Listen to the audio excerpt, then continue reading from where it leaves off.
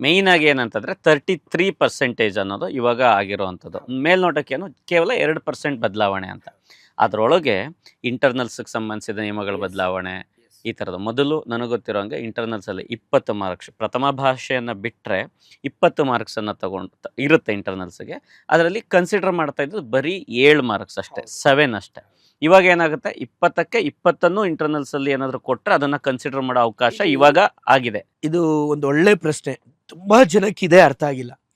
ಈ internal marks ಅಂದ್ರೆ ಏನೋ ಒಂದು ಪ್ರಾಜೆಕ್ಟ್ ಮಾಡಿಬಿಟ್ಟು 20 ಮಾರ್ಕ್ ಕೊಟ್ಬಿಡೋದಲ್ಲ. ಅದು ನಿರಂತರ ಮೌಲ್ಯಮಾಪನ ಏನಿದೆ, ಒಂದು ವರ್ಷದಲ್ಲಿ ಅವರು ಅಟೆಂಡ್ ಆಗತಕ್ಕಂಥ ಟೆಸ್ಟ್ಗಳು ಮತ್ತು ಏನು SA1 SA2 ಇದೆ, ಇದರಿಂದ ಆಯ್ದ ಒಂದಷ್ಟು ಪರ್ಸೆಂಟೇಜ್ ಬರುತ್ತೆ, ವ್ಯಕ್ತಿತ್ವಕ್ಕೆ ಬರುತ್ತೆ, ಅವನ ಕೌಶಲ್ಯಕ್ಕೆ ಬರುತ್ತೆ, ಅವನ ದೈಹಿಕ ಒಂದು ಕ್ರಿಯೆಗೆ ಬರುತ್ತೆ, ಅಂದರೆ ವ್ಯಾಯಾಮ ಮತ್ತು ಅವನ ಕ್ರೀಡೆ, ಇದು ಎಲ್ಲವನ್ನ ಕ್ರೋಢೀಕರಿಸಿ 20 ಅಂಕ.